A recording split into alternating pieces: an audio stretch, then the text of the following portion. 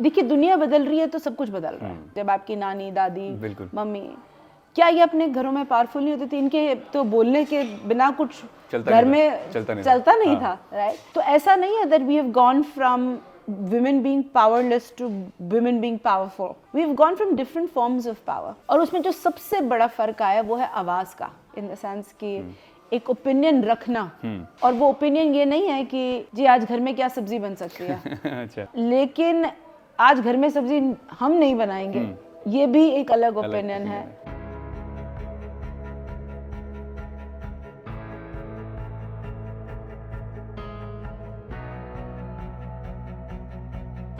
Welcome to my show impact stories first. And सबसे शुरुआत में जो कुछ जानना है आपके बारे में, आपकी जर्नी को जानना है, बिकॉज थोड़ी देर पहले आपने मुझे बताया था, मुझे बड़ा इंटरेस्टिंग लगा। अच्छा, नहीं बहुत बहुत शुक्रिया। I think I am very happy to be here. और मुझे बड़ी खुशी है कि आपके पॉडकास्ट का नाम इम्पैक्ट स्टोरीज है। आप फिट होते हो उसमें बिल्कुल। वो देखिए अब आगे देखेंगे कि मैं फिट होती हूँ या नहीं। जर्नी मेरी छोटे से बताऊंगी so that you know we have more time. नहीं खुल के बताना, खुल के बताना। अच्छा, जर्नी मेरी बड़ी आम है ऑनेस्टली। मैं we are from a largely Tamilian household. It's a very mixed race household. Oh. My dad is from a Tamil family from Banaras. अच्छा. So they're very Urdu speaking, Tamil speaking, and my mother is from the south. अच्छा. लेकिन घर में हम तमिल बोला करते थे, and they came to Delhi only in the 70s. So in that way we were an immigrant. We were a Tamil family in Delhi. तो यहीं मैं पली बड़ी, यहीं मैं पैदा हुई. I come from a very highly educated background. My mother's done her master's in physics and maths, and she's a teacher. And my dad did his PhD in industrial economics. So उस बड़े पढ़ा लिखा खानदान था, progressive, लेकिन बहुत खास progressive नहीं था, पढ़ा लिखा खानदान था, पढ़ाई पे बड़ा जोर था। और बहुत ही छोटे स्कूल में मैं गई, जो गलियों के स्कूल उस वक्त माने जाते थे। It was called Faith Academy. तो बड़ा आम नॉर्मल दिल्ली अपब्रिंगिंग था, जैसे हम सर्दी में आज बैठे हैं। तो वही दिल्ली की सर्दियाँ, दिल्ली की गर्मी, सर्दियों में कपड़े बाहर आना, गर्मियों में अंदर रखना, तकरीबन हमारा घर वैसा ही था जैसे सभी का होता है, और माहौल वैसा ही था। We were, if I can say, a very middle class upbringing with a great focus on education. कहाँ ज़िंदगी पलटी, कहाँ मैंने वो मोड़ लिए, वो हम आगे जाके बात करेंगे। लेकिन आई थिंक पहला मोड़ मेरा ये था कि मैंने नौकरी करनी है। आई थिंक व्हेन जब हम लोग कॉलेज में थे, मिडिल क्लास माइंडसेट तो होता है, मिडिल क्लास माइंडसेट होता है। 2005 में मेरे ख्याल मैंने कॉलेज ख़त्म किया। तो उस वक्त तक भी, नाउ इट्स 2023, 2005 में जब 22-21 साल की लड़कियां होती हैं, या 17, 18, 19, 20, वो फोकस यही होता है कि अच्छा यार, नाउ अब आपने ग्रेजुएशन खत्म कर लिया है, find a man who is earning well, और शादी करें, सेटल हो जाएं, फैमिली बनाएं। तो आई थिंक वो जो पहला डिसीजन मेरा थोड़ा सा अलग था, वो शायद ये था कि नहीं, मैंने नौकरी करनी है, मैं खुद के पैसे कमाऊंगी। So I started my first job 3 days after I graduated out of the University of Delhi. American Express में मेरी नौकरी थी। 5,000 या मेरे ख्याल 5,500 मेरी तनख्वाह थी। और वो तब मानेसर, जो आज की डेट में लोग मानेसर को दूर मानते हैं, वो तब मानेसर में थी। And I used to live in East Delhi. So I used to take a cab at 4:30 for a 7:30 shift. That decision, I think, changed my entire life. The fact that I went to work so young. उसके बाद जैसे कहते हैं ना, कारवां जुड़ता चला गया, बनता चला गया, लोग जुड़ते चले गए, अपने भी अरमान जुड़ते चले गए। फिर बस then I found myself and caught myself at one point, जब मुझे लगा यार वाकई हजारों ख्वाहिशें ऐसे कि हर ख्वाहिश पे दम निकले। तो वो पहला मोड़ था मेरी ज़िंदगी का, बहुत ही छोटा, बहुत ही रेलेवेंट, लेकिन वो पहला मोड़ था मेरी ज़िंदगी का, एक बहुत ही जैसे आम तौर की ज़िंदगी से निकलने में। उसके बाद जैसे मैंने कहा कि मेरा मन नहीं था सिविल सर्विसेज देने का, लेकिन मैंने दिया। मैंने तो फिर भी एक ही बार में क्रैक कर लिया, ये इंटरेस्टिंग था मेरे लिए। फिर मैंने कहा, फिर वहाँ भी मेरा मन नहीं लगा, फिर मैंने कहा जी मैं देश से बाहर जाऊंगी, अच्छा, तो वो दूसरा that was the second decision. तो मुझे याद है my father was so upset. He said यार तुम बाहर जाके पढ़ाई करना चाहती हो कोई रैंडम यूनिवर्सिटी में, तो मैं इसके पैसे तो नहीं दूंगा, अच्छा, और मैं ना तुम्हारे लैपटॉप खरीदने के पैसे दूंगा। तो मैंने कहा लैपटॉप के बिना मैं कैसे बाहर जाऊंगी पढ़ने के लिए? तो उन्होंने कहा तुम जाओगी ही नहीं जाओगी, तुम जाओगी ही नहीं। फिर मुझे याद है कि मैंने एक स्टूडेंट लोन लिया SBI से, अच्छा, बाहर जाने के लिए, चुकाने के लिए। और पहला लैपटॉप मैंने पता नहीं कैसे दोस्तों से थोड़ा सा इधर जुगाड़ उधर जुगाड़ करके ले लिया और फिर मैं यहाँ से चली गई बाहर। वो दूसरा स्टेप था। जब मैं बाहर गई तो मेरी दुनिया इतनी खुल गई, different meeting people from different cultures. Obviously, your whole perspective changes, right? Yes. और आप फिर जाके बाहर जाके ये नहीं देखते यार ये मुझ जैसा है, आप ये समझने लगते हैं कि कोई भी मुझ जैसा नहीं, लेकिन सब मुझ जैसे फिर भी है, अपनी तकलीफों में, अपनी छोटी बातों में, अपनी सोच में। And I think that changed my perspective and that changed my life. Then I came back here. Then I started working for KPMG for quite some years. फिर मैंने कहा यार मैं अभी भी वो धुन नहीं बजा रही हूँ जो बजाने, बहुत रोलर कोस्टर, ये तो हमने सुना था। हाँ, फिर मैंने कहा यार मैं अभी भी वो धुन नहीं बजा रही जो मैं गाना, जो the song I'm still not singing the song I came to sing. तो वहाँ से मैंने UN ज्वाइन किया। UN मेरा बचपन का सपना था। अच्छा। My father was studying in the US, in Boston. I must have been 6, and it was my first flight. It was my mother's first flight. It was also my first flight. And the first time we flew from India to Boston. और उन दिनों, this is probably 1989, 1990. My father had a friend called Mobeen. और हमने उनकी गाड़ी किराए पे ली और हम बॉस्टन से न्यूयॉर्क गए। तो अगर कोई न्यूयॉर्क गया होगा तो उसको ये पता होगा कि UN की बिल्डिंग जहाँ है वो बिजी रोड है, वहाँ पार्किंग नहीं है। तो इन्होंने वो पास वाले ब्रिज पास में, तो my dad, I was sitting on his lap, तो उन्होंने मुझे फटाफट बोला यार मोबिन एक साइड गाड़ी को रोको। उन्होंने फटाफट मुझे उतारा, उन्होंने उठा के मुझे दिखाया, उन्होंने कहा ये देखो ये UN की बिल्डिंग है। अच्छा। और तुम्हें याद रहेगा। And the only image that I had was I saw a row of different flags. तो उस वक्त तो आप इतने छोटे होते हैं, आपको नहीं पता UN क्या है, UN क्या नहीं है, आपको सिर्फ फ्लैग्स दिखते हैं। तो मुझे लगा कोई फ्लैग की दुकान है शायद, इसलिए इतने फ्लैग्स लगे। तो उन्होंने कहा नहीं देखो यहाँ दुनिया के लोग बात करने आते हैं, डिफरेंट कंट्रीज का मैं टॉक है। तो अब एक 6 साल के बच्चे को क्या समझ में आएगी डिफरेंट कंट्रीज का मैं टॉक है। हमने कहा जी हाँ ठीक है। फिर किताबें जब हमारी पॉलिटिकल साइंस या सिविक्स, उसमें हम देखते थे UN की फोटो, यूनेस्को की फोटोग्राफ। तो मुझे लगा यार, तो क्लास में टीचर ने पूछा कि यार यहाँ किसने UN की बिल्डिंग देखी है? तो मैंने हाथ उठाया बहुत ही सारे बच्चों में से। वो मेरे लिए it was a very proud moment, और वो छपा कहीं मेरे मन में that it is a place where countries talk together. I don't know how that seeped into my image, why that stood with me. मेरे जहन में तब भी था कि मैं UN के लिए काम करूँगी। वो बड़ा डॉर्मेंट रहा। होता वही जो आप सोचते हो, शायद होता वही है जो आप करना चाहते हो, पर वही सोच में भी लेके जाते हो। हाँ, तो इवेंचुअली जब मुझे खुद, मैं जब UN का पहला इंटरव्यू देने गई थी और इन्होंने मुझे वो टैग दिया जिस पे UN लिखा होता है और ID नंबर लिखा होता है। मैंने I used to live in Gurgaon that time. On the way back on the metro, मैंने वो कार्ड ही अपने गले से नहीं उतारा। अच्छा। और मैंने पहली बार जब मैं UN के खुद के कंपाउंड में गई और मैंने I saw the blue flag, I couldn't stop my tears, not because I was going to give for a job interview, जो eventually मुझे नौकरी नहीं मिली। अच्छा, नहीं मिली। जो eventually मुझे नौकरी नहीं मिली, लेकिन मैं गई और जब मैंने फ्लैग देखा तो मुझे इतना यकीन था कि this is my calling, this is what I have been made for, this is what I want to be. तो आपका दिल बड़े जोर से धड़कता है कभी कभी, तो उस दिन मेरा दिल बड़ा जोर से धड़का, and that's how my journey with the UN started. But still your journey is incomplete if you'll not talk about your postings. नहीं देखिए सरकारी बात है तो मैं कम करना चाहूंगी। नहीं कोई नहीं, अब तो सरकार से बाहर हो गए आप। नहीं अब हम इंटरगवर्नमेंटल हो गए आप। इंटरगवर्नमेंटल है। लेकिन देखिए पोस्टिंग कहीं भी हो, चाहे वो UN के साथ हो, चाहे वो गांव में हो, चाहे वो शहर में हो, वो मुश्किल ही होती है। बिल्कुल। जैसे अभी मैं टिमोर लेस्टे में हूँ, मैंने आपको बताया, it's a post war country. मैंने कभी देखा भी नहीं था टिमोर लेस्टे को। हमने भी देखा है, हाँ। सुना भी आज है। सुना भी नहीं है, हाँ। लेकिन some of the greatest success stories of the UN comes from Timor Leste.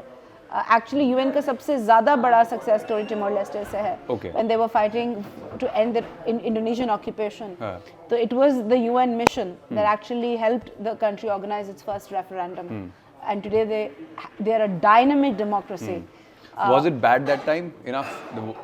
When you it was. अब मैं जब वहाँ देखती हूँ और पुरानी तस्वीरें खोलती हूँ UN के archives में, तो मैं देखती हूँ कैसे एक देश has come out of barbed wires and dead bodies and fear to just 20 years later. 20 साल बहुत नहीं होते। बहुत नहीं होते। अब बार्स बनने लगे हैं, होटल्स बनने लगे हैं, हाईवेज बनने लगे हैं, पोर्ट बना है एक नया। तो आप वाकई when you work in development, you're able to see that difference. Evolution you can see. You can see the difference. Yes. You can see what we call progress. Progress. Right. सवाल उस मुद्दे का ये है कि वो प्रोग्रेस किसके दम पे हुआ है, कितने गले कटे हैं उस प्रोग्रेस में, किसको मिला है वो progress. I think this question that the UN stands to answer is are those कि डेवलपमेंट तो हुआ है, लेकिन उसमें कौन शामिल था, किसके लिए हुए और किसके साथ नहीं हुए, किसको छोड़ा है हमने। And I think that's where my heart is. Answering those questions is where my heart is. I think the much needed question should be like कि G20 की बात सब करते हैं ना, जी, कि बहुत सक्सेसफुल की बात करते हैं। मेरे को लगता है इंडिया में सब कहते हैं G20 हुआ, we were like we were very grateful that we hosted, है ना? Yes. But what was the true reality? So I'm not a part of the government. Like I can only give you the third party perspective from the outside. जितना लोगों को पता है. I think the greatest achievement of hosting the G20 is hosting the G20. Is the fact that today when we talk about normative powers, norm setting powers, or when we talk about, we automatically are led to, और ये एहसास हम सबको है, that in national discourse there's a repacking of the global order, right? And that repacking of the global order हम सुनते तो हैं, लेकिन जब G20 जैसे events होते हैं तो उसका एहसास तब होता है, हमें होता है. So the rise of India as a superpower is actually something now that you can feel, you can see. It's not just something that we want or we talk about. It's something that you can actually see in how global leaders respond to our country, in how we're seen. आज हिंदुस्तान के बगैर दुनिया कहीं नहीं पहुंच सकती. हिंदुस्तान कहीं ना पहुंचे तो दुनिया नहीं पहुंच सकती. तो by virtue of size, by virtue of population, by virtue of a geopolitical location, जो कि बहुत interesting strategic location है दुनिया के लिए, and by virtue of just the size of the country, India has the ability to either keep the world from achieving its goals or completely catapult the world into achieving its goals. So we have become from that power to that power, and I think that's an important reality, and G20 is an example of that. मेरे हिसाब से G20 की जो सबसे बड़ी success थी वो ये कि वो G20 से शुरू होकर G21 पे ख़त्म हुआ. That today India has the normative power to bring other players in, and when countries become more inclusive in their approaches to bring other countries in, then we also normalize power, we balance power, right? So the disbalance that we have seen so far, जिसको हम normative मानते थे, now we are seeing the rise of the global south and the power of it and the beauty of it. Beauty of it. आप ना, मैंने देखा हमेशा dark lipstick लगा के रखते हो. आपने पहले बताया भी था you like these things. There was an incident जहाँ पे आपने मुझे बताया कि डार्क लिपस्टिक को you have to take it off. हाँ. तो why this is happening that we are creating a perspective कि एक जो representative leader हो वो हमेशा एक set of एक क्या बोलते हैं सटायर को फॉलो करे हर वक्त. ऐसा क्यों नहीं है? Because they can be sexy at the same time, leader at the same time. I think ये मेरे ख्याल ये हम ये चर्चे हमारे लिए आदमियों के लिए नहीं है, है ना? I mean, if a man is good looking and a man is intelligent, for us that's a big thing, right? Or if he is good looking, we don't assume he's dumb. Yeah. Or if he is dumb, we don't assume. But in the case of women. But in the case of women, I think beauty has come at the cost of assuming that she may not have a brain. And that's why this whole phrase beauty and brains, beauty or brain, it's never been an or. बहुत खूबसूरत महिलाओं ने बहुत अच्छे काम किए और बहुत अच्छे काम जो किए वो बड़ी खूबसूरत महिलाएं हैं. बट हाँ, is it easy to be both और हैज इट, इसमें कोई मेरा कन्फेशन नहीं है कि हाँ मुझे लगता है मैं खूबसूरत हूँ, सॉरी, बट यहाँ आपने रेड लिपस्टिक से मेरे ख्याल ग्लैमर की बात करी, राइट? तो it's not easy to be, ये रोज की स्ट्रगल है एटलीस्ट मेरी जिंदगी में, तो कि आप जिस तरह से अपने आप को पोर्ट्रे करते हैं, आप चाहते हैं कि जो आप सब्सटेंटिव ओपिनियन लेके आते हैं फील्ड से, पॉलिटिक्स से, इकोनॉमिक्स से, लोग आपकी बात सुने, कि आपकी बात ना सुनने का कारण आपकी लिपस्टिक या आपके रेड नेल पेंट नहीं होने चाहिए, लेकिन वो मौसम बदल रहे हैं, and I see these days, I'm not going to name anyone, but I see these days that ministers, women ministers are using Instagram, they're posting pictures of their family, of vacations, लेकिन फिर भी एक box है, महिलाओं के लिए एक box है। हम आज भी एज अ वुमन लीडर अपनी तो कोई तस्वीर अगर इंस्टाग्राम पे लगा रहे हैं तो हम सोच के लगाते हैं कि ये इसके क्या मायने हो सकते हैं, ये will the world continue to take me seriously for my intelligence after this? तो वो ट्रेड ऑफ और सोचना आज भी है। कभी कभी ये मुद्दा हम उठाते हैं कि हम लड़ेंगे जी इसको, अब हम लगाएंगे भी तस्वीर, हम रेड लिपस्टिक भी लगाएंगे और हमने जो मुद्दे की बात करनी है हम वो भी करेंगे, लोग सीखते रहेंगे। कई दिन होते हैं हम कहते हैं चलो ठीक है यार। वैसे इसी पे एक इंटरेस्टिंग क्वेश्चन आता है कि क्या जैसे आजकल ना डिवोर्स केसेस में बहुत देता हूँ, मॉडर्न रिलेशनशिप में डिवोर्स केसेस बहुत हैं, ऐसा पहले नहीं था। तो is it that we are following west, और या क्या हमारा अप्रोच अब रिलेशनशिप को लेके मेन एंड वुमेन का जो अप्रोच है वो बदल रहा है काफ़ी? देखिए दुनिया बदल रही है तो सब कुछ बदल रहा है, ठीक है, और जो हमें पता है वो ये है कि दुनिया बदल रही है, हर तरीके से बदल रही है। But to also dive deeper into your question, क्या हम अपने पुराने घरों के बारे में, let me take you 2 decades 3 decades back, जब आपकी नानी, दादी, मम्मी, क्या ये अपने घरों में पावरफुल नहीं होती थी? इनके तो बोलने के बिना कुछ घर में चलता नहीं था, right? The men used to come, give their money, go out to earn, बड़े gender divided roles थे। तो ऐसा नहीं है that we have gone from women being powerless to women being powerful. We have gone from different forms of power. और उसमें जो सबसे बड़ा फर्क आया वो है आवाज का, आइडेंटिटी का। वो पावर का तो है ही, लेकिन वो सबसे बड़ा फर्क आवाज का है, इन द सेंस कि एक ओपिनियन रखना, और वो ओपिनियन ये नहीं है कि जी आज घर में क्या सब्जी बन सकती है। अच्छा। वो भी एक ओपिनियन है और बड़ा महत्वपूर्ण ओपिनियन है, लेकिन आज घर में सब्जी हम नहीं बनाएंगे, ये भी एक अलग ओपिनियन है।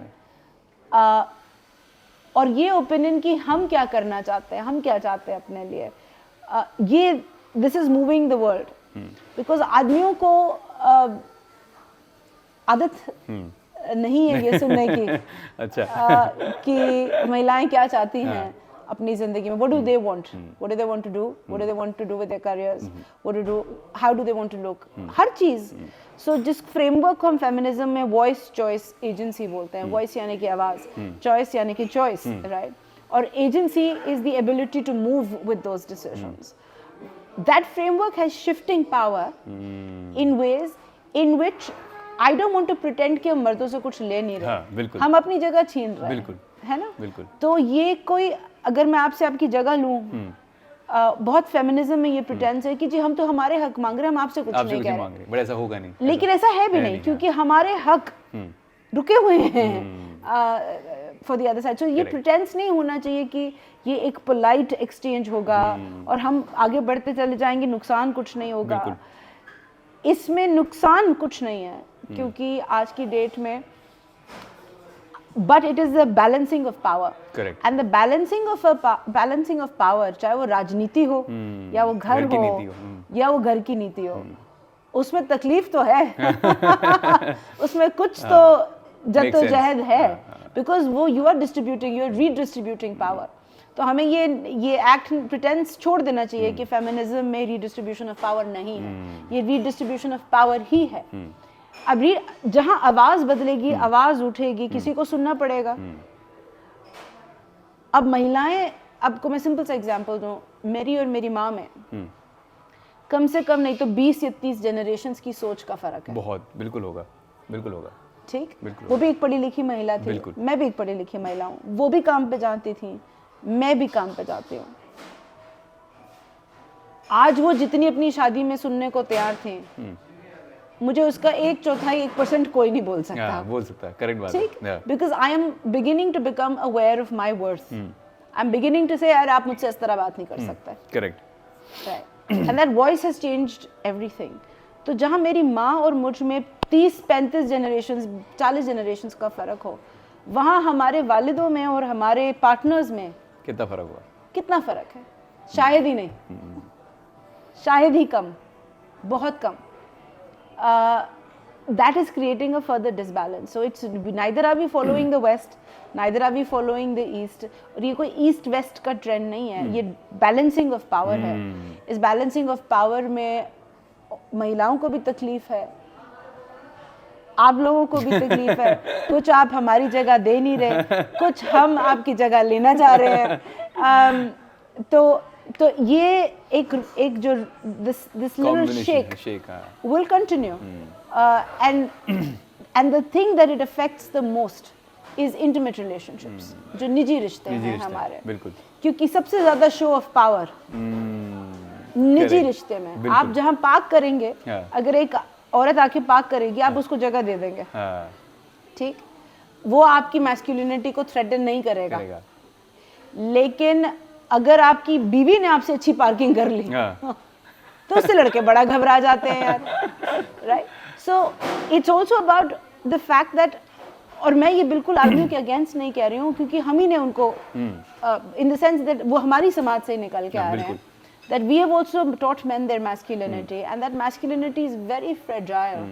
It's very बड़ी कांच सी है वो, जल्दी टूट जाती है ना, जल्दी टूट जाती है, छोटी बातों पे टूट जाती है। And I see some of my male friends also struggling with it, wanting to be the men of today, but also struggling to be the men of today. And that's kind of disbalancing powers, जिसमें जो निजी रिश्ते हैं वो सबसे ज़्यादा shake हो रहे हैं, और सबसे निजी रिश्ता जो है वो शादी का है। So divorce, the increasing rates of divorce can be almost fully attributable to the disbalance of power. Correct. Particularly with women coming more into the labor force, correct, greater exposure, more money in their hands, more able to make that agency, more support at the parental house sometimes. Interesting. This is begin to shake, and I can see it. I can tell you from my own life. There's a very interesting question. मतलब हमेशा ही सुनता हूँ ऐसे, जैसे कभी किसी corporate world में हो, किसी वर्ल्ड में कोई अगर बहुत प्रिटी सी लड़की काम करती है तो बोलते हैं इससे तो यार नौकरी और प्रमोशन ऐसे मिल गया होगा, बोलते हैं ना कि अरे तो बहुत सुंदर है pretty. What's your take on that? किसी भी सेक्टर की बात कर सकते हैं, सॉरी नहीं। हाँ, ये सबसे आसान चीज़ है ना महिला के बारे में कहने के लिए, कि अगर ये खूबसूरत है और ये सक्सेसफुल हैं तो ये अपनी खूबसूरती की वजह से सक्सेसफुल हैं। बट क्या ऐसा नहीं भी है या है भी? नहीं, देखिए, अगर ये सच होता तो सारी खूबसूरत होते कुछ ना कुछ तो होती। ये भी बात सही है। आधी खूबसूरत औरतें तो अभी भी बेचारी अपनी जिंदगी, अपनी आइडेंटिटी, अपनी जगह के लिए लड़ रही हैं, है ना? तो ये अगर सच होता तो सारी सीईओ होती। अगर खूबसूरती के मायने सक्सेस होता तो बात ही क्या थी, राइट? लेकिन ये सबसे कैरेक्टर असैसिनेशन एक सबसे आसान टूल है कि अच्छा यार वो खूबसूरत है तो उनको वो जी 4 कदम मुझसे आगे बढ़ गई होंगी, तो जो 4 कदम आगे बढ़वाने वाला है खूबसूरती पे, वो इसमें तो बेवकूफ़ वो हुआ। अगर ऐसा है भी, लेकिन अगर खूबसूरती से कुछ मिल सकता होता तो बात ही क्या थी। एक्चुअली खूबसूरत औरतों के लिए ज़्यादा मुश्किल है आगे बढ़ना, क्योंकि वो ना ही अपने आप से लड़ रही होती, वो अपनी सबसे ज्यादा अपनी खूबसूरती से लड़ रही होती है, बिकॉज वो अपनी सबसे ज्यादा अपनी खूबसूरती से लड़ रही होती है, क्योंकि उनसे, because the world sees their beauty before it sees their intelligence, right? and therefore I would actually think it's the other way around. But I think we can't say on every case. I have seen like women also putting their beauty in front of, rather than putting what their intelligence or what the talent they have inside. Sometimes many times I must say, is it correct or not? देखिए, इसका मैं दिल से आपको जवाब दूंगी। एक ये मार्केट प्लेस है, दुनिया एक वो 1 सेकेंड हम अज्यूम करें मार्केट प्लेस है।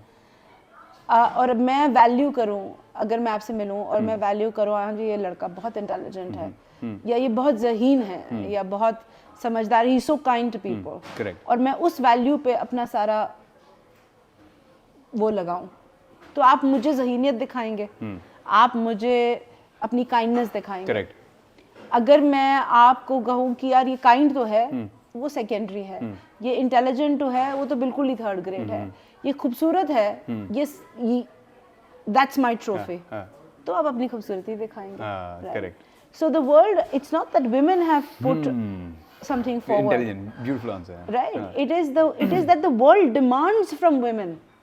औरतें जितनी मर्जी ज़हीन हो, दुनिया ये डिमांड करती है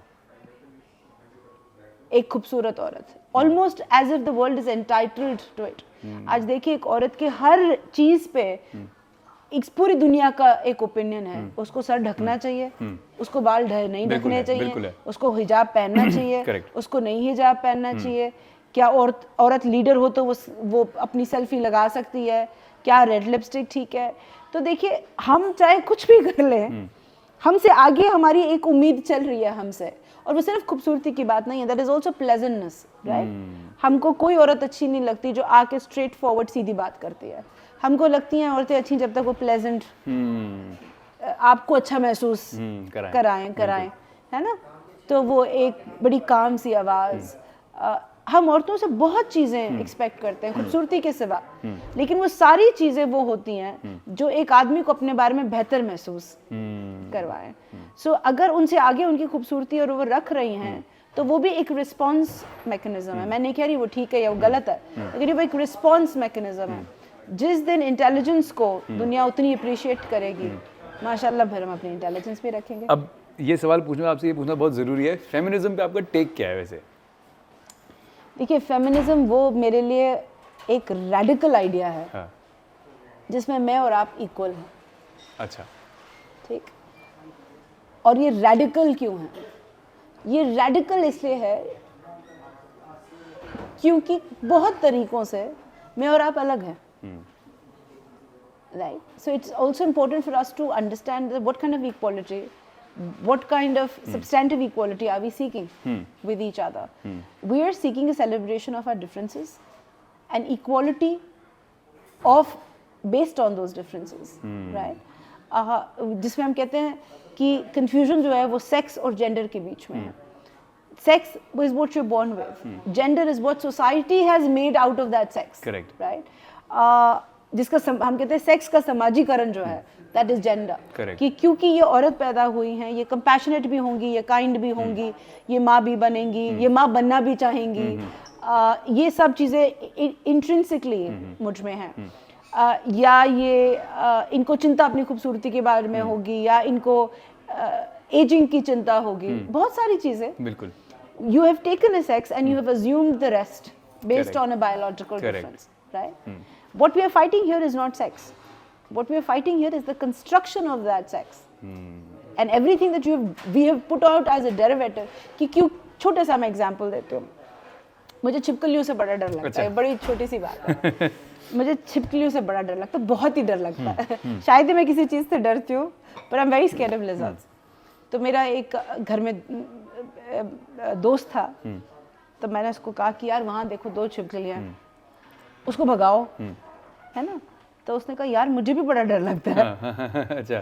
तो अब फॉर अ मोमेंट आप सोचते हैं ये क्या बात हुई। Right, right. तो जैसे छोटी सी बात कि क्योंकि वो मर्द है, मुझे नहीं लगता, जैसे समझ गया आपको। जैसे फॉर अ सेकंड ये गलतियां हमसे भी होती हैं कि हमें लगता है कि क्योंकि वो आदमी है, उसको छिपकली से क्यों डर लगेगा, या उसको इस चीज़ से क्यों। तो हम भी आदमियों को इतना रिस्ट्रिक्ट करते हैं इमोशंस को फील करने में, चाहे वो फियर हो, चाहे वो सैडनेस हो, चाहे वो कोई भी किस्म के इमोशन हो। आप दो लड़कों को बात करते हुए देखिए, मैं अभी आप ही की से मतलब खुल के मैं जिस तरह बात कर रहा हूँ, when you see 2 men talk to each other, young man, उनके दिल गम से भरे होंगे, बातें वो कहीं और की कर रहे होते हैं क्योंकि वो बेचारा आदमी एक दूसरे को बता नहीं सकता कि वो किस तरह महसूस कर रहा है ना। क्योंकि हमने दुनिया उनकी इतनी छोटी कर दी कि उनको वनरेबिलिटी अलाउड ही नहीं, जैसे आपको वनरेबिलिटी अलाउड नहीं है, हमको स्ट्रेंथ अलाउड नहीं है। अब वो ज़माना आ पड़ा है कि जो औरतें स्ट्रेंथ को चूज़ कर रही हैं, हम उनको वनरेबिलिटी नहीं चूज़ करने दे रहे। करेक्ट। और जो आदमी वनरेबिलिटी चूज़ कर रहे हैं, हम उनको स्ट्रेंथ नहीं चूज़ करने दे रहे। The truth is that strength and vulnerability can coexist and they do, and we must allow it. So ये सिर्फ the only patriarchy is a cage for you and patriarchy is a cage for me. The only difference is it's a golden cage for you, it's an iron cage for me. लेकिन कि ये कोई खुला समा है आपके लिए, वो भी सच नहीं है। जैसे हम कहते हैं वायलेंस की बात को लेके हम कहते हैं कि जो आदमी घर में अपनी बीवी को मार रहा है, अपनी बच्चों को मार रहा है या गाली गलौज कर रहा है, वो आदमी खुश आदमी तो नहीं है। He is not a happy man. He's collecting anger for somewhere. He's an angry man. He's not a happy man, right? एक औरत को मारना benefits nobody. उसका 1 रुपया का फायदा नहीं है। Correct. Violence benefits nobody. Correct. So अगर आप patriarchy के structure को देखें तो वो deeply problematic है। वो ना मेरे लिए एक आज़ाद structure है, ना आपके लिए एक आज़ाद structure है। It is performative for you. It is performative for me. It is super performative for me. और उसको जब हम तोड़ेंगे तो दिक्कत होगी, और वो जायज़ है। इस पे ना एक बहुत इंटरेस्टिंग सवाल मुझे आपसे पूछना है कि what do you feel that main should change like this so that a balance will create? नहीं, वो देखिए अगर पता होता फिर भी एक बदलाव, मतलब हर जैसे मैं बदलाव in the sense, that's what I am saying, when you ask me what is your idea of feminism, it is a radical notion. Still that's why I want to that very cool. या that's why I want to know the other part also, है ना? एक तरफा की बात करके बात पूरी नहीं लगती, बिल्कुल, है ना? तो इसलिए मैं अपने तरफ की बात भी आपसे पूछता हूँ कि आप क्या एक्सपेक्ट करते हो main should be like this? आप बताएं इसका जवाब। नहीं, मैं जवाब नहीं दूंगा, आपसे जवाब पूछूंगा। हाँ जी, हाँ। Main should be like this. हम वही नोशन को तोड़ने की कोशिश कर रहे हैं। ये नोशन जो पेट्रियार्की का हम ब्रेक करना चाह रहे हैं, वो यही है। वो ये जवाब आपके सवाल में है कि main should be like this and women should be like this. हम कांटा उसी पे लगा रहे हैं, हम उस दिस पे लगा रहे हैं, क्योंकि उस दिस का एक लिस्ट है ना? We're saying that men should be human beings, should be allowed their vulnerability, their emotions, their strength, their failures. Correct. Their soft moments, their strong masculinity, whatever, all parts of them. And women should exactly have access to the same range of emotions, and we should be who we are instead of this subscribing to this should be like this. उसी sentence पे red line लगा रहे हैं हम, that neither should men be like this, neither should you expect women to be like this, because we are women. We are who we are, and you are who you are, and we free each other up to who we want to be. अब वो चाहे कुछ भी हो। अगर कोई आदमी कहता है कि जी मैं 365 दिन काम नहीं करना चाहता, I don't want to be the primary earning member, या मैं घर बैठ के बच्चों को देखना चाहता हूँ, मेरी खुशी उसमें है। Women should also allow for it. We should also learn to respect a man who has other emotions and not be challenged by it. Correct. And so और मैं एग्जाम्पल इसलिए दे रही हूँ क्योंकि मर्दों के आजकल भी बहुत मर्दों के पास ये जगह नहीं है ये कहने की एक कैफ़े में या एक जैसे हम कैफ़े में बैठे हैं कि इसका बिल आप देंगी। इस पे मैं अगला मेरा सवाल यही था वैसे। हाँ करेक्ट। पूछें तो फिर we segueing into that pretty well. But it's again ये should be like this को काटना ही पेट्रियार्की है। करेक्ट। मैंने बोला ना मैं हर सवाल वो पूछता हूँ जो मेरे साथ घटता है। जी। अब मैं डेटिंग वाला बात तो नहीं बदलना चाहता बट जब भी कभी कहीं बाहर गया तो मैंने देखा कि जब भी मेरे साथ कोई लड़की अगर आई है तो उन्होंने एक्सपेक्ट यही किया कि मैं ही बिल पे करूं। हाँ जी। और ऐसा शायद ये बंद नहीं हुआ है, ये अभी भी चलता है। तो हो सकता है इसीलिए शायद मैं पॉइंट आउट कर रहा हूँ okay she is only here because she is beautiful and she expect that I should take care of her. आपको लगता है सब तोड़ देना चाहिए और ये बराबरी का हिस्सेदारी बननी चाहिए? जी बिल्कुल बिल्कुल। जैसे मेरे अपने निजी रिश्तों में फ्रॉम माई डेटिंग एक्सपीरियंसेस और मैरिजेस और व्हाटएवर ये मेरे हिस्से का फेमिनिज्म रहा है कि मुझे कोई फ़र्क नहीं पड़ता कौन बिल दे रहा है कौन नहीं। जैसे मैंने कहा कि कभी कभी तो माहौल ऐसा होता है when you go to a cafe and it's obvious that आप डेट पे हैं तो वेटर भी आके लड़के कोई बिल देता है बिल्कुल। और हमें बुलाना पड़ता है कि भाई साहब हम भी कमाते हैं इधर आ जाओ। तो एक देखिए सदियों से जो चला आ रहा है ना this image of man as the provider, it's also about what women find attractive. has going through a change. Correct. तो मेरे हिस्से की फेमिनिज्म ये है कि हम इसमें बराबरी लाएं, because now we are equally earning members. I'm more than happy from a personal perspective. I'm more than happy to split the bill. I'm sometimes more than happy to take the whole bill. I'm happy to run the house. I'm happy to do all of that. But this take was not about you. This take was general take. In general, देखिए मैं समझ सकती हूँ. मैं अब मैं जाहिर है डेटिंग के पर्सपेक्टिव से लड़कों का ही पर्सपेक्टिव बता सकती हूँ. तो मुझे नहीं पता था what women do. But I understand. Even as a woman, I have gone through my own experiences. और अलग अलग तरीके के I've had to groom myself out to say कि नहीं यार मैं कैसी फेमिनिस्ट हुई अगर मैं अभी भी एक्सपेक्ट करती हूँ कि घर ये चलाएगा और यही प्राइमरी प्रोवाइडर है. मैंने अपने आप को इन चीज़ों से बाहर खींचा है इस सोच से. And I've tried to be the primary provider. I've also seen and I've also been in a situation and been in situations where I have been the primary provider, but वो इतनी fragile masculinity होती है कि वो भी आपको इतने शीशों पे चल के मिलती है, करनी होती है कि अगले को कभी एहसास ना हो कि यार I am providing for this household. और वो बड़ा एक टेंस पर्सनल सिचुएशन होता है क्योंकि आप कब तक कांच पे चलेंगे, है ना. तो कहानी यहाँ खत्म नहीं होती कि बिल हमने बांट लिया. बिल्कुल. कहानी यहाँ खत्म होती है कि अगर हमने बिल बांट ही लिया या मैंने बिल ले ही लिया तो क्या वो आपकी मर्दानगी पे ठेस है या मेरी फेमिनिज्म पे ठेस है. यूजुअली मुझे लगता है कि मैस्कुलिनिटी इतनी फ्रेजाइल होती है कि for the man to feel powerful, for the man to feel masculine about his own masculinity, और क्योंकि उसको groom किया गया है कि the only value he brings is the fact that he provides, right? मैं तो कहती हूँ when I talk to my male friends मैं कहती हूँ यार तुम्हारे लिए ये कितनी बंदिश है कि the only value of your life is that you provide. अगर आप ये ना कर सके तो क्या आपकी जिंदगी, आपकी companionship, आपकी साथ होने का कोई वैल्यू नहीं है. We have to bring men out of that burden. And today I think women are putting, in most cases, trying at least some women I know are trying their best to put that equally.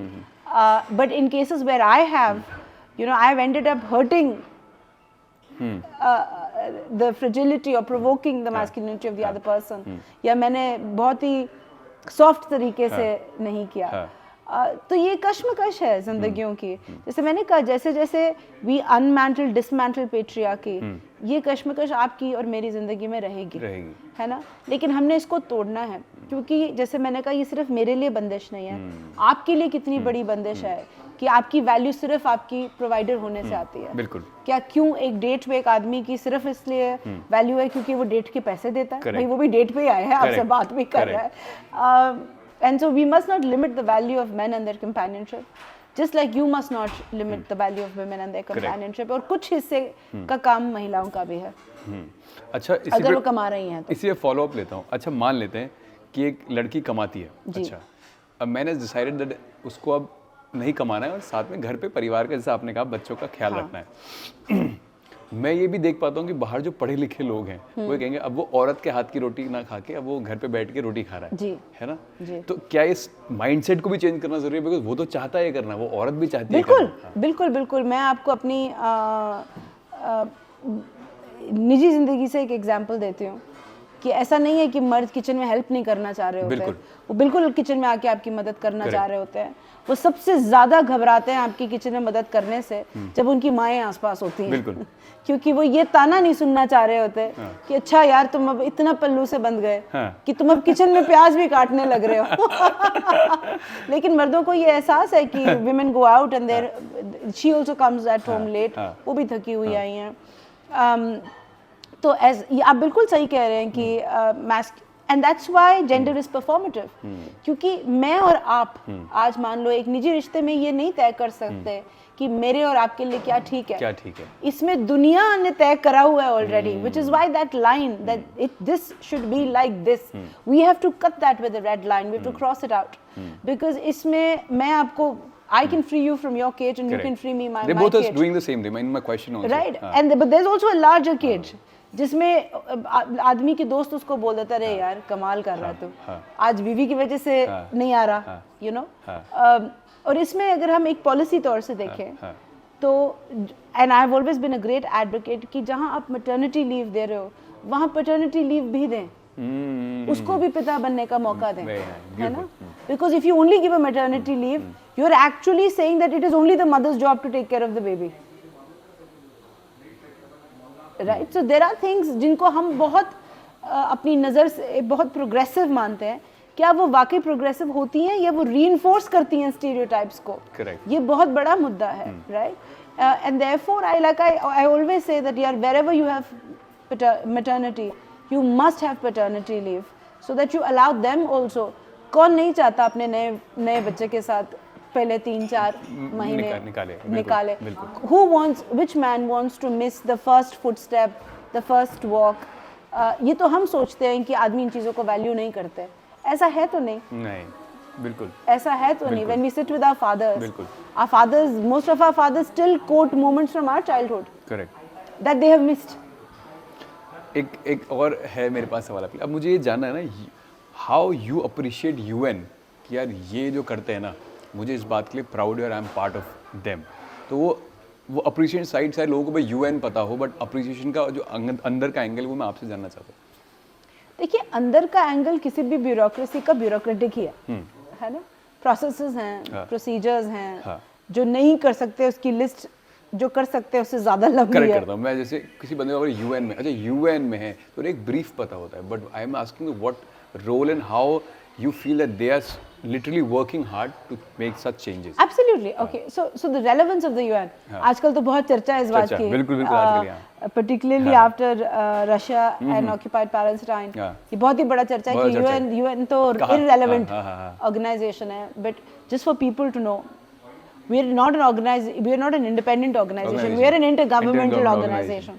We are made up of all governments. और हमारे पास उतनी ही ताकत है और उतनी ही जगह है जितनी सरकारों के पास होगी और जो उनके ओपिनियंस रहेंगे. तो इसकी अकाउंटेबिलिटी की यूएन रेलेवेंट रहे, ये यूएन पे ना हो करके जो सरकारें यूएन को बनाती हैं उन पर हैं. बट टुडे व्हेन वी सी 10 साल पहले 15 साल पहले हम वी वर अफगानिस्तान में, तो देखिए वॉर कब से है, तो हमारे लिए ये नई बात है. लेकिन यूरोप ने कभी नहीं सोचा था कि यूरोप के बीचों बीच there will be a war like situation. ये उनके ख्यालों में भी बिल्कुल नहीं था, हमने नहीं सोचा था, राइट. तो ऐसे माहौल में where if you look at just from 2008-15 almost there are 15 big democracies that have slipped back from being a democracy into an autocracy, right. We are going back into some sort of nationalistic fervor, right. We are stepping back on women's rights. जो बातें हमने सोची थी कि हो गई, खत्म हो गई, वापस आ रही हैं. वो जो गेन्स हमने सोचे हमने पा लिए, अब वो मुद्दे सवाल बन के वापस आ रहे हैं कोर्ट्स में. तो globally we can say that democracies are now shakier, right, or on shaky ground. We are regressing on the rights front. We have definitely regressed on the kind of commitment we have to international law. और Russia और Gaza एक बहुत Israel और Palestine, occupied Palestine एक बहुत अच्छा example है इस पे. तो मेरे हिसाब से somebody who works for the UN, the UN has the United Nations has never been more relevant than today. We have also never stood more threatened than today. But if you ask a common person, do we need a United Nations? Yes, we do. Now more than ever. Yeah. Right. If you look at the state of the world, we're again at a point where we are going to have a coupled crisis. We're at the point of an economic crisis across the world. We're in a peace crisis across the world. Where most countries are kind of taking step back on rights. Are we progressing? Yes, we're progressing. Are we regressing? Yes, we're also regressing. So I truly feel that there's a lot of pushback on the relevance of the UN, but the more you see, the more you open the newspaper every day, the more you see the need of the UN. of the UN, one human rights organization, a world organization that brings the world together. I think COVID-19 exposed how interdependent we are as a world. Correct. कि आप ये नहीं कह सकते कि ये मेरा border है, मैं बच जाऊंगा किसी भी चीज़ से. जहाँ हम मिलिट्री आउटरीच के लिए तैयार थे, वहाँ एक छोटा माइक्रोस्कोपिक वायरस बिल्कुल brought the whole world to a halt for 2 years. Correct. Right? So the nature of what threatens security is also changing. And in that kind, today, earlier it was an army. अगर मैं आपसे 10 साल पहले पूछती, what can challenge security? You would say an army can, a Correct. war can. You would have never said a virus can. But today we can. Today you know that a virus can. Correct. And you know that you cannot stop the virus at a border. So the whole concept of Changing. borders, security, defense has gone through a change. And now we realize that no part of us can be delinked from the rest of the world. Correct. तो आज की दुनिया में a world organization is probably the most relevant. हम काबुल की बात करते हैं, जितना अगली हम सिचुएशन सोचते हैं कि वुमेन राइट्स का इतना कि बहुत दबाया जा रहा है, क्या ये सच है? ये दुनिया भर में सच है. मैं काबुल की अच्छा, क्यों बात करूं? अच्छा. मैं हर जगह आपको क्योंकि हमें हमेशा उन कंट्रीज को हम बहुत देखते हैं ना जहाँ पे हमें सुनाई देता है, सुनाई भी देता है और जिन पे हमें लगता है कि हमारा एक व्यू हो सकता भी है, हो सकता है. बिल्कुल है ना. Agree, हमें लगता है अमेरिका में तो नहीं औरतें दब रही हैं, बिल्कुल ये काबुल में ही हो रहा होगा. बिल्कुल. राइट. तो ये हमारी सोच भी है कि हम किस चीज़ को सुनते बल्कि हैं. ऐसा होता नहीं है. ऐसा होता है या नहीं होता तो इस डिबेटेबल. लेकिन women are seeing a regression in their movements worldwide, right? So कहीं औरतों को, जहाँ एक तरफ औरतों को स्कूल, बच्चियों को स्कूल जाना चाहिए या नहीं, ये एक टॉपिक बन गया है. तो एक जगह अबॉर्शन राइट्स दोबारा डिस्कस हो रहे हैं, जो बात हमने सोचा था कि हमने 1950 में खत्म कर दी. Make sense. अब ये तो हमारी सोच है कि हमें लगता है ये ज्यादा बड़ा मुद्दा है, वो क्योंकि आगे हो रहा है, कहीं और हो रहा है, वो दबाने की कोशिश नहीं है. This is our prejudice towards the world. वैसे कहीं ऐसा लगा है आपको बहुत अगली साइड देखने को मिला है कि यार यहाँ वुमेन राइट्स को एक्सप्लॉइट किया जा रहा है बहुत? दोबारा पूछिए मुझसे ये सवाल. मैंने कहा कहीं किसी कंट्री में आपने ऐसा देखा है कि वुमेन राइट्स को बहुत ही एक्सप्लॉइट किया जा रहा है बुरी तरीके से? विमेन्स राइट्स को या lack of rights? Lack of rights कह सकते हैं. लैक ऑफ राइट्स को हर जगह, हर जगह. कहीं आपको ऐसे विटनेस करने को मिला हो? हर जगह. आज की डेट में हम कहते हैं सस्टेनेबल डेवलपमेंट गोल्स. जी, दुनिया ने इतने गोल्स अपने लिए बनाए, वर्ल्ड लीडर्स साथ आए 2015 में, उन्होंने कहा जी हम ये गोल सेट करते हैं. ठीक. उन्हीं गोल्स के हिसाब से आज ना अमेरिका, ना इंडिया, ना स्वीडन, ना फिनलैंड आज की डेट में बोल सकता है we are a gender equal country. There is no gender equal country in the world today. So I was just saying that ये हमारा प्रेजुडिस है कि कहाँ महिलाएं दब रही हैं और कहाँ आबाद हैं. लेकिन by the own standards and the targets set under the sustainable development goals, दुनिया का कोई भी देश, और ये दुख की बात है कि दुनिया का कोई भी देश ये नहीं कह सकता that we are a gender equal country, that today in our country women are equal to men. ना फिनलैंड, ना स्वीडन, ना अमेरिका, ना उज़्बेकिस्तान, ना इंडिया, ना अफ्रीका. तो क्या कोई देश है जहाँ महिलाएं दब रही हैं? जी, हर देश में. इस पे ना एक क्वेश्चन है, जैसे मैं और मेरे दोस्त एक बार बैठे हुए थे, बात कर रहे थे. उसने बोला यार इंडिया में ना बहुत रेप होते हैं, जरा बहुत होता है. मैंने उससे बोला कि यार तुझे पता है यूएस हमसे बहुत आगे है ना, तो उसको यूएस को दिखता होगा ना, मैंने तो बहुत मॉडर्न मानता है. तो बहुत सरप्राइज था. तो मैंने बोला कि ये जो नॉलेज जो सीख रही है, जो जनता के अंदर नॉलेज आ रहा है और जो इन्फॉर्मेशन है, ये किस लेवल पे कैलकुलेट कर रहा है विदाउट कोई आंकड़े जाने बगैर इंसान अपनी राय दे रहा है. ये देखिए सोशल मीडिया का कमाल है. कमाल कहोगे. जिस प्लेटफॉर्म्स पे ये पॉडकास्ट जाएंगे, माशाल्लाह, ये सोशल मीडिया का कमाल है कि आप कुछ भी ना होकर कुछ हो सकते हैं. बिल्कुल, ये बात भी सच है कि आप कुछ भी ना जानकर राय दे सकते हैं, आप जानकारी दे सकते हैं. बिल्कुल.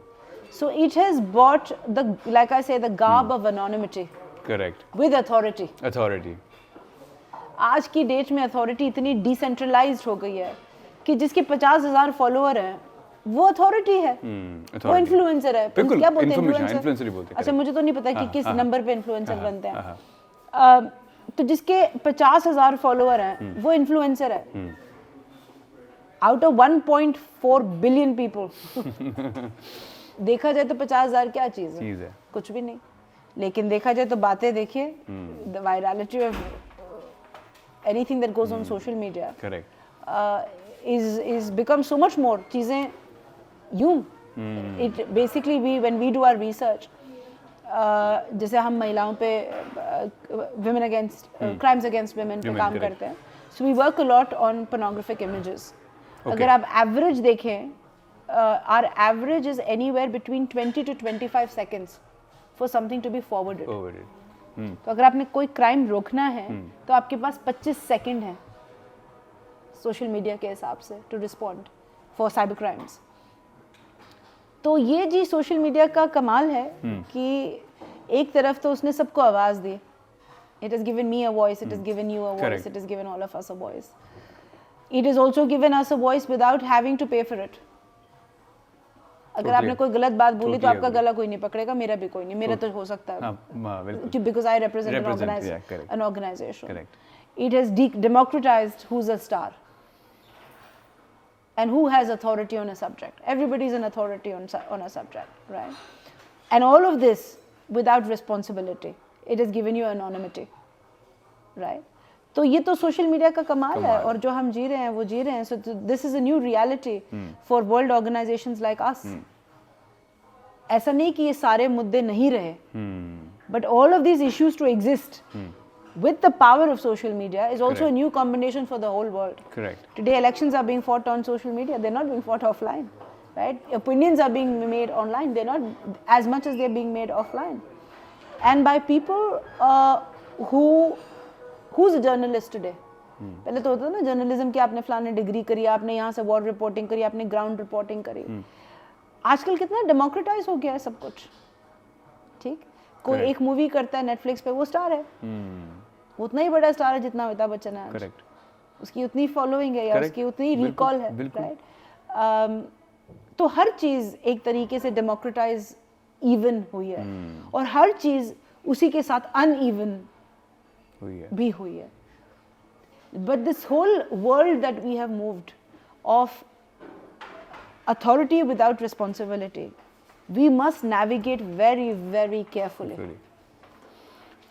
वो तो वैसे तो कोविड, जैसे सॉरी आपकी बात पे फिर आपने रेप की बात करी, मैं वापस वही करने वाला था। हाँ, वो रेप के आंकड़ों पे जो बात है, मैं हमेशा कहती हूँ लोगों को कि आंकड़ों को भी इंटरप्रेट करने का एक तरीका है कि एब्सोल्यूट क्राइम बड़ा है या क्राइम की रिपोर्टिंग बड़ी है।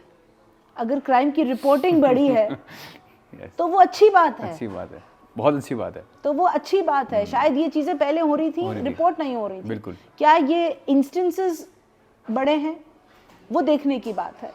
और मैं ये बात रेप पे नहीं बोल रही हूँ, मैं बात जनरल स्टैटिस्टिक्स की बात बोल रही हूँ कि आज की डेट में कोई एक स्टैटिस्टिक कहीं से सुन के आता है, वो सोचता है कि आज मैं हिंदुस्तान की राजनीति के बारे में भी बात कर सकता हूँ क्योंकि मेरे पास ये स्टैटिस्टिक है, राइट? और सोशल मीडिया आपको वो औकात देती है, वो जगह देती है, वो अथॉरिटी देती है विदाउट मेकिंग यू रिस्पॉन्सिबल। कल को कोई नहीं आपसे आके पूछेगा आपने क्यों कहा, क्योंकि आप असल में कुछ भी नहीं है, राइट? इस चीज को हमने responsibly handle करना है as individuals, as influencers, as people who work in organizations. It is our responsibility. This is our collective responsibility. वैसे तो जो कोविड है वो काफ़ी पुरानी बात होगी, but I think we were अभी हाल फिलहाल तो नहीं, मतलब एग्जैक्टली। तो हम पहले जब बाहर डिस्कशन कर रहे थे तो आपने बोला था you should not totally complain to China about this. Was it something else, you know? No. I'm just saying that we live in a deeply interlinked world, right? Where we have to move towards the framework of collective responsibility. हम इतने interlinked है कि आज की date में कोई you can't stop, like I said, you can't stop a virus at a border. पहले कर सकते, आप मिलिट्री को रोक सकते हैं, बिल्कुल, आप अपनी डिफेंस स्ट्रेटजी तेज कर सकते हैं, आप टैंक्स लगा सकते हैं, आप वायरस नहीं रोक सकते बॉर्डर पे। करेक्ट। ठीक, तो in